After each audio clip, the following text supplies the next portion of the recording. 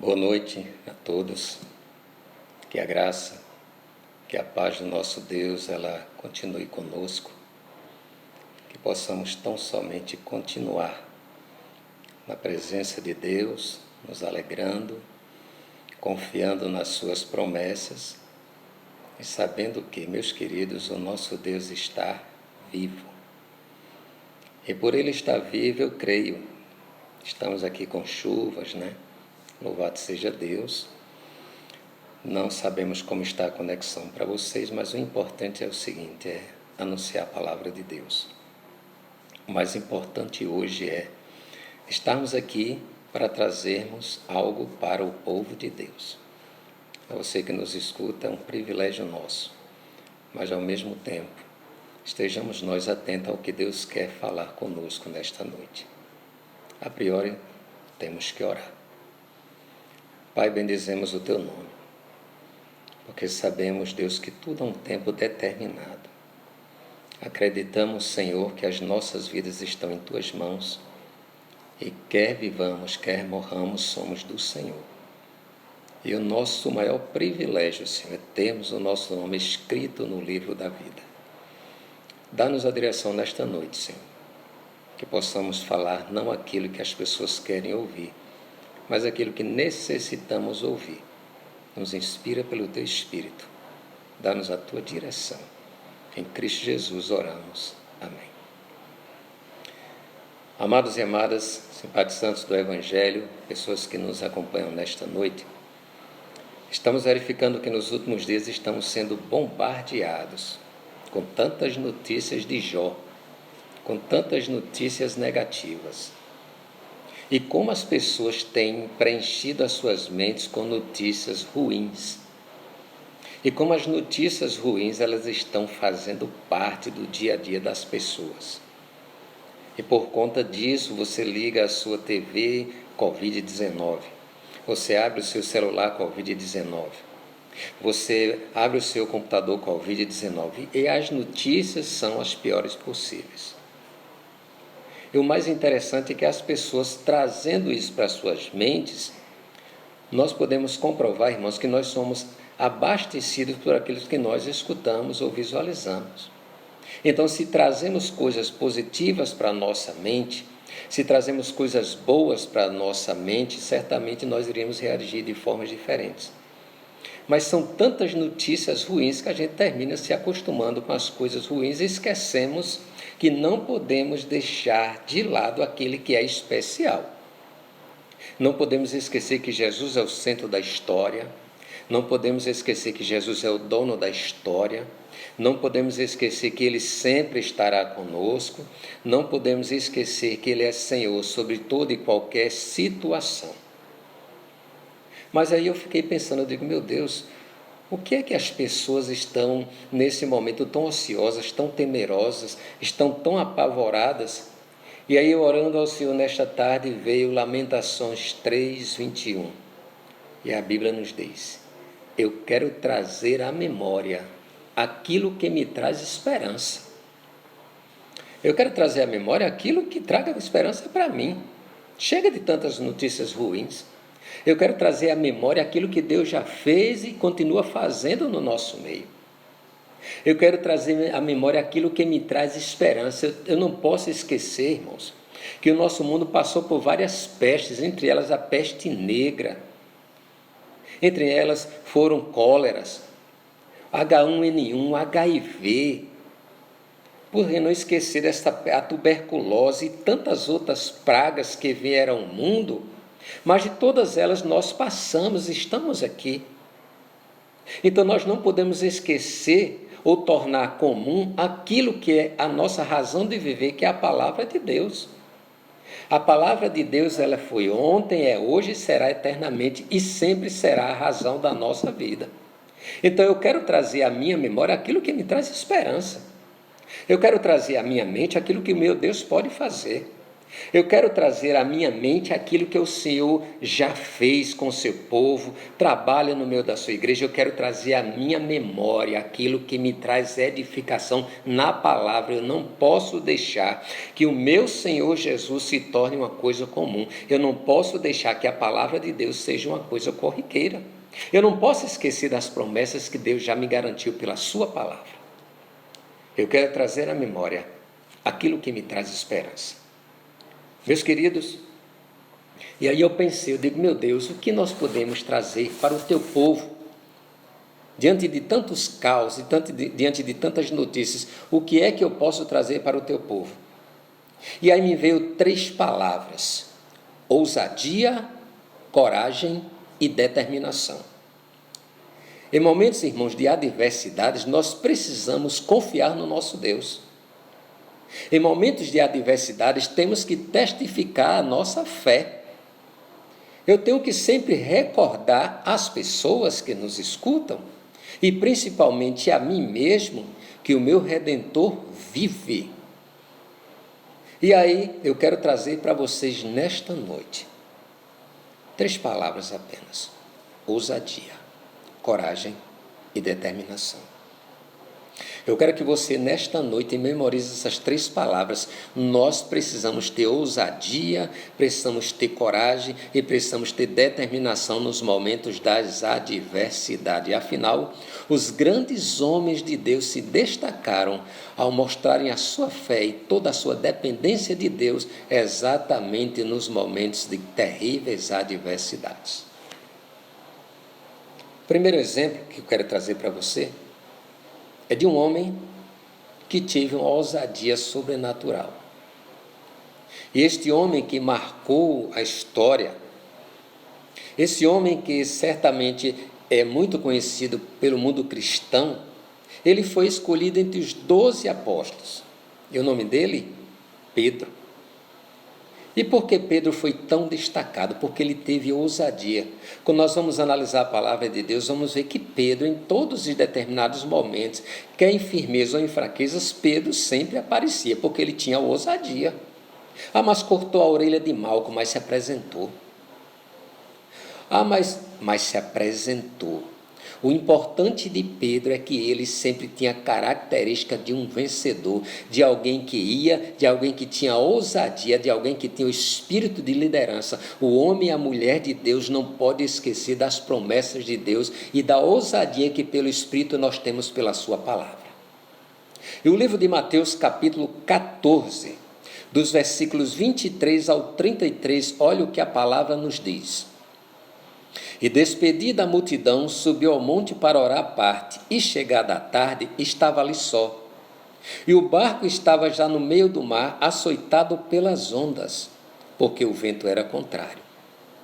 Mas à 4ª vigília da noite, dirigiu-se Jesus para eles, e andando por cima do mar, e os discípulos, vendo andando sobre o mar, assustaram-se, dizendo: é um fantasma. E gritaram com medo. Jesus, porém, lhes falou logo, dizendo: tende bom ânimo, sou eu, não temais. E respondeu-lhe Pedro e disse: Senhor, se és tu, manda-me ir ter contigo em cima das águas. E ele disse: vem. E Pedro, descendo do barco, andou sobre as águas para ir ter com Jesus, mas, sentindo o vento forte, teve medo, começando a ir para o fundo, clamou, dizendo: Senhor, salva-me. E logo Jesus estendeu a mão, segurou e disse: homem de pouca fé, por que duvidaste? E quando subiram para o barco, acalmou o vento. Então aproximou-se dele os que estavam no barco, adoraram, dizendo: verdadeiramente, este é o Filho de Deus. É um texto muito conhecido, irmãos.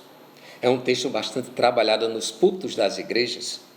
Mas olha só que lição de vida esse texto nos traz.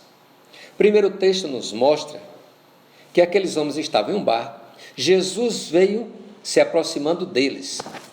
E aí, eles, o vendo, disseram: é um fantasma. Mas Jesus: calma, não temais, sou eu. E aí vem de repente um momento que é crucial na minha e na sua vida. o momento da gente analisar as situações. Vejam só. O contexto fala da quarta vigília da noite. Das 18 às 21 horas seria a primeira vigília da noite. Das 21 às 24 horas seria a segunda vigília da noite. Das 24 horas às 3 da manhã seria a terceira vigília da noite. Mas das 3 da manhã às 6 horas da manhã é a quarta vigília da noite. É exatamente aí que Jesus se apresenta, ou seja, no momento, irmãos, em que os discípulos estavam atônitos, cansados e com sono. Mas é exatamente nesse contexto que nós vamos ver que o homem que tem ousadia, ele enfrenta situações inesperadas. O homem que tem a ousadia do Espírito, ele enfrenta e confronta situações inesperadas. O homem que tem a essência da ousadia de Deus, ele está sempre pronto para novos desafios. Esse momento, irmãos, que estamos passando é um desafio para a igreja, é um desafio para a minha fé, é um desafio para a sua fé, é um desafio para a minha esperança, é um desafio para a minha expectativa, é um desafio para aquilo que eu creio como promessa e por aquilo que eu tenho visto, mas a minha Bíblia me diz que eu tenho que crer por fé e não por vista. Então, se temos a confiança no nosso Deus, precisamos, assim como Pedro, ter a ousadia de entender que precisamos sempre olhar para Jesus. E aí Jesus olha para Pedro e diz: vem, ou seja, aquele que tem a ousadia do Espírito, amados, ele prova das coisas sobrenaturais. Aqueles que provam da ousadia do Espírito, eles estão sempre à frente. Aqueles que são ousados no Espírito, eles sempre escutam o vem de Jesus. Sabe por quê? Porque eles confrontam as suas próprias realidades, eles confrontam os seus próprios medos, eles confrontam as suas próprias circunstâncias por confiar naquele que os chamou. Nós, como ousados, na ousadia do Espírito, estamos sujeitos também aos fracassos, às quedas. E o texto diz aqui que Pedro afundou, ou seja, é muito prático, irmãos, para nós ficarmos simplesmente verificando as situações, dizer ele afundou, mas ele foi, ele teve a ousadia, ele não teve medo de confrontar as situações. E depois o texto nos mostra que Jesus diz a ele: por que duvidaste? Ou seja, um momento da queda da fragilidade humana. Mas, irmãos, só quem sai do barco entende o que é ter intimidade com Deus. Quem está acomodado, quem está muito bem preparado, quem está satisfeito com a sua situação espiritual, vai continuar no comodismo do mesmo jeito. Mas como igreja do Senhor, em momentos de adversidade, nós precisamos ter a ousadia e dizer: Senhor, se és tu, manda que eu vá até aí. E certamente Jesus vai dizer: venha. Mas olha o que é que o contexto ainda nos mostra, irmãos. Quem fica no barco, que normalmente é a maioria vê, acha bonito o que você faz. Você acha normal as pessoas, de vez em quando, criarem um atrito com você? Você acha normal as pessoas não gostarem da forma que Deus te abençoa? Você acha normal as pessoas, de repente, criarem uma certa rejeição com você? É porque você tem algo que agrada a Deus. Você tem algo que é a ousadia de Deus e incomoda as pessoas que estão acomodadas. E quando nós saímos do nosso parâmetro normal e partimos para o sobrenatural, aquelas pessoas normais começam a nos apontar. É normal do ser humano, porque aquele que tem a ousadia do Espírito, ele sempre vai adiante e ele sempre vai ser acusado, ele sempre vai ser invejado, ele vai ser muito amado, ele vai ser muito odiado, ele vai ser caluniado, mas o interessante é que o medroso não enfrenta desafios. Nos momentos, queridos, de adversidade, nós precisamos, assim como Pedro, ter a ousadia do Espírito, acreditar que aquele que nos chamou para a boa obra nos aperfeiçoará. E, meus irmãos, nós cremos num Deus que zela pelas suas promessas. Eu sempre costumo dizer: eu sempre creio nas promessas de Deus. Pedro sempre mostrou que estava à frente dos outros, porque ele tinha um espírito de liderança e a ousadia do Espírito. E eu pergunto a você nesta noite: você tem estado na ousadia do Espírito? Você tem se levado por essas informações? Cuidado com o que você fala. A Bíblia diz que a boca fala do que o coração está cheio. Muitas vezes nós entramos em determinadas discussões em grupos e falamos coisas que não agradam ao Espírito. Nós precisamos ser vigilantes, irmãos, porque somos espelhos da glória de Deus nesse mundo. Somos sal da terra e luz do mundo. Eu preciso ter uma postura espiritual em que as pessoas vão olhar e vão dizer: é crente. Precisamos ter a ousadia do Espírito.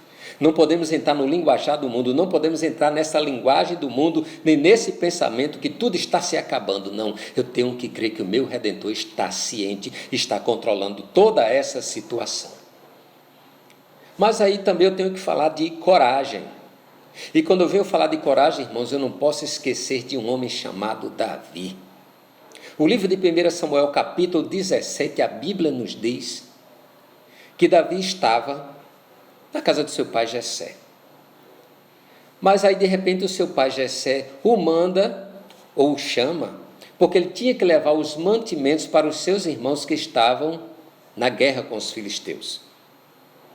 E de repente o seu pai prepara todo o mantimento, o seu pai prepara uma determinada porção de alimentos para Eliabe, Abinadab e Samar que estavam na guerra, e aí Davi vai ao encontro de seus irmãos. Mas o que é que acontece, irmãos?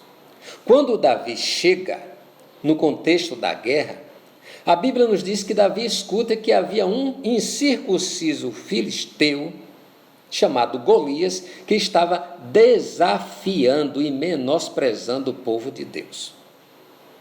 E durante 40 dias aquele homem de manhã e de tarde insultava e desafiava Israel. E ele dizia: eu sou filisteu. Então manda alguém de vocês me enfrentar. Se eu perder, nós iremos ser servos de vocês. Mas se vocês perderem, irão nos servir. E aí de repente chega Davi naquele contexto e algumas coisas começam a acontecer. O ouvido aguçado de Davi entendeu que aquele homem, aquela situação adversa, não poderia de encontro ao Deus que foi capaz de tirar o povo do Senhor do Egito. Aí o texto vem nos mostrar da coragem de Davi. E aí Davi, muito inteligente, primeira coisa, ele ouviu, mas menosprezou tudo aquilo que Golias tinha falado. Ele não deu nem cartaz. Sabe por quê? Porque ele é um homem que tinha coragem, que conhecia o Deus que havia ungido já. Davi, de repente, mostra, diante daquele contexto, que ele tinha uma visão de águia. Ele estava vendo acima de tudo aquilo. E aí ele chega para um dos homens e diz: o que darão ao homem que vencer este filisteu? Olha, eles darão riqueza, darão a sua filha e o melhor, vão ser encerrados todos os impostos da família. Então Davi disse: ó, quer dizer que vão dar riqueza, quer dizer que vão dar a filha de Saul, e, além disso, eu vou ser livre dos impostos, ou seja, a casa de Jessé. Mas quando Davi se aproxima, de repente vem o seu irmão Eliabe, olha para ele e diz: eu conheço a sua presunção e também a maldade do seu coração. Aí Davi olha e diz: o que eu te fiz dessa vez? Novamente Davi segue o contexto, vem e se apresenta a Saul.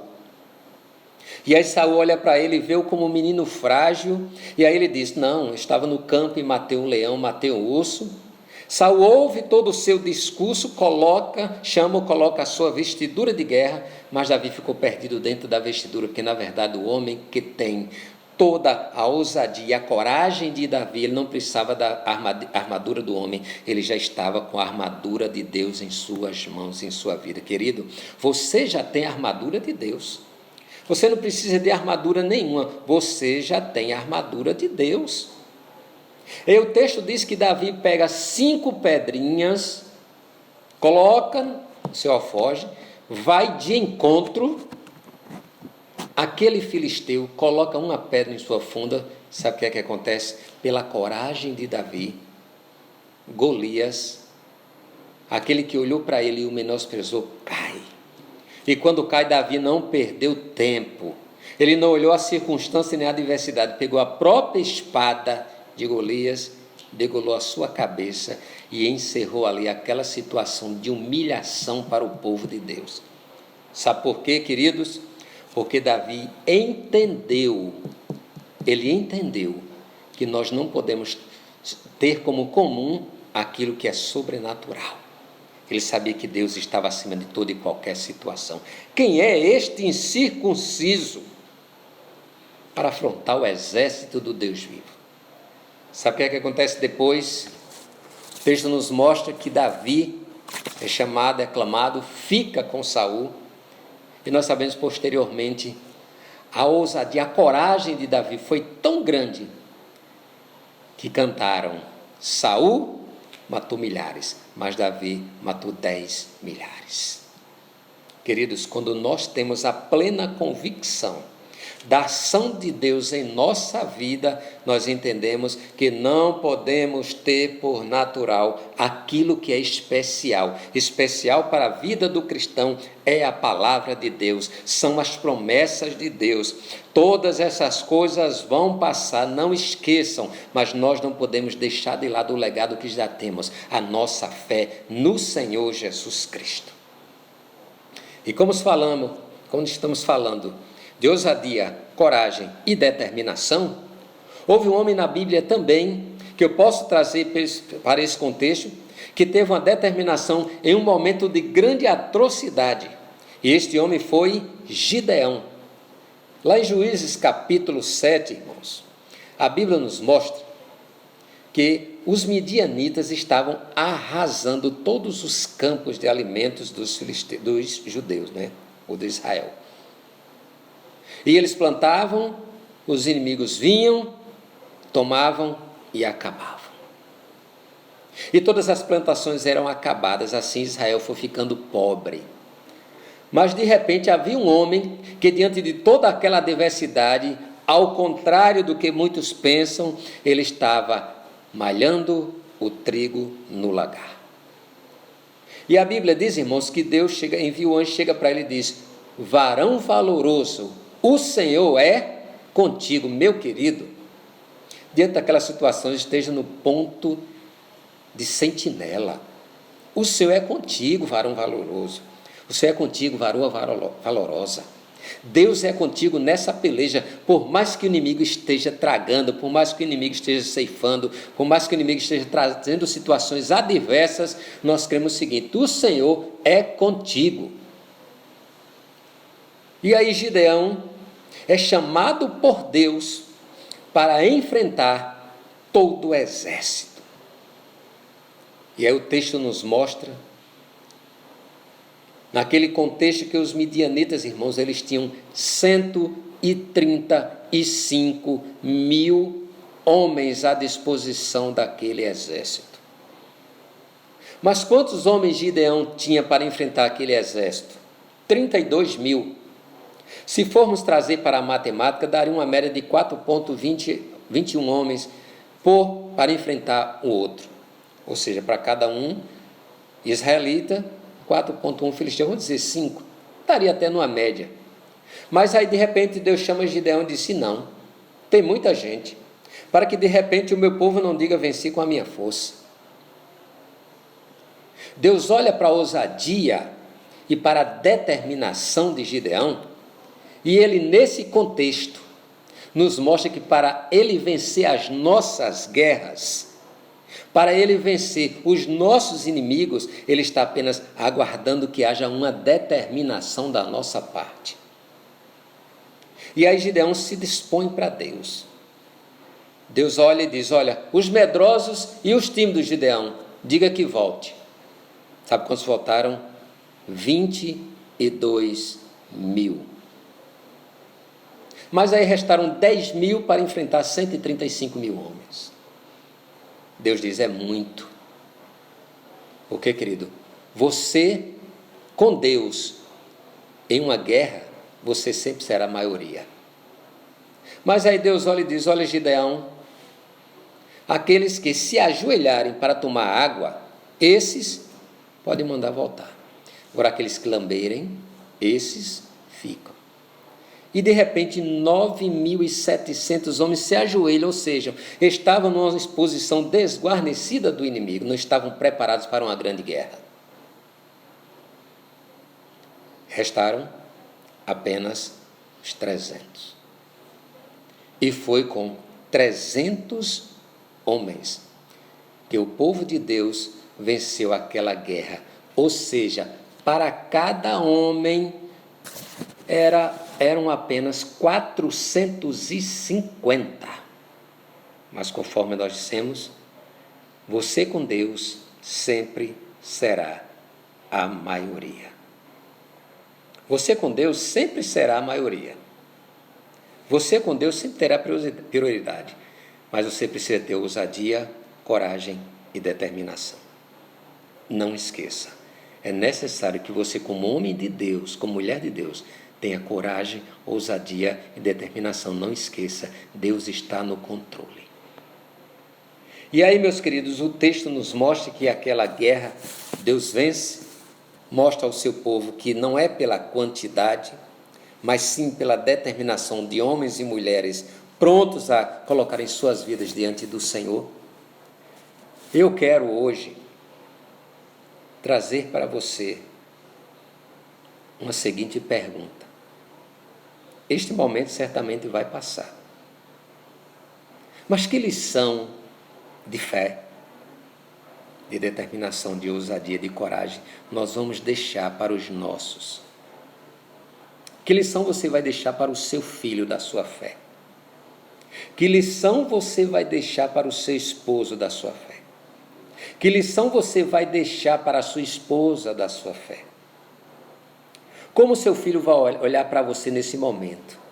Ele vai ver você como uma pessoa de ousadia, de coragem, de determinação, ou com alguém que está assombrado com esse momento, com aquilo que a mídia vem trazendo? Que legado você vai deixar? Qual o legado que você vai deixar? O que as pessoas vão olhar? Você é uma pessoa ousada, assim como Pedro. Você é uma pessoa que tem coragem, assim como Davi. Você é uma pessoa determinada, assim como Gideão. Queridos, Provérbios 24:10. Se te mostrares frouxo no dia da angústia, é porque a sua força é pequena. Repetindo, Provérbios 24:10. Se te mostrares frouxo no dia da angústia, é porque a tua força é pequena. Confia no Deus que te chamou. Confia no Deus que te constituiu. Confia no Deus que te consagrou. Confia no Deus que te ungiu. Confia que o Senhor é dono da situação e nada foge do controle dele. Eu quero dizer para você agora que você é especial. Você é o melhor de Deus e nada pode fugir àquilo qual Deus já tem para você como promessa. Nada. Nada pode fugir ao controle de Deus. Tudo aquilo que Deus já prometeu para você, tenha certeza, já está escrito e vai acontecer, porque você é especial. Você se sente especial? Você se sente amado de Deus? Você se sente totalmente cheio da presença de Deus? Aproveite esse momento. Fortifique as outras pessoas. Enche-os da fé. Assim como aquele hino de Daniel e Samuel, você é especial. Cremos nesse momento, no milagre. Eu vou mais ainda. Cremos que o nosso Deus já está vindo com a grande providência. E crendo nisso, eu vou orar agradecendo a Deus por este momento. Que possa ter sido não a palavra que você queria ouvir, mas a palavra que nós precisaríamos ouvir. Precisamos ter ousadia, coragem e, acima de tudo, determinação, crendo que o nosso Deus é o galardoador daqueles que o buscam. Ele é especial e por ele ser especial, ele nos torna especiais para ele. convido você a curvar sua cabeça, fechar seus olhos. Nós queremos orar por você. Gostaria que você fechasse seus olhos. Onde quer que você esteja, você é o melhor de Deus. Você é a menina dos olhos de Deus. Nada foge ao controle de Deus. Bendizemos o teu nome, Senhor, por esta simples palavra. Por esse momento, Deus, em que precisamos crer no sobrenatural e não trazer como comum a tua palavra, mas crer que ela está viva, que o meu Jesus está vivo e por fim triunfará sobre todas as coisas. Bendizemos o teu nome, Senhor, porque cremos numa grande providência, num grande milagre. E assim como tantas pestes que já passaram, essa será mais uma, em que nós iremos dizer, até aqui nos ajudou o Senhor. Obrigado, amado da nossa alma, por este momento, por esta oportunidade. Em nome de Jesus. Amém. Você foi abençoado, nós somos abençoados. Você quer continuar sendo abençoado? Busque mais. Se entregue mais. Agora penere as notícias. Traga à sua memória o que traz esperança. Vamos evitar, irmãos, estar toda hora vendo só notícias terríveis. Vamos buscar notícias boas, de pessoas que já foram curadas, de pessoas que já foram totalmente livres desse vírus. Vamos trazer à memória aquilo que nos traz esperança e vamos continuar confiando naquele que nos chamou e que nos garante a vitória. Deus abençoe a todos, em nome de Jesus. Amém. Deus abençoe vocês.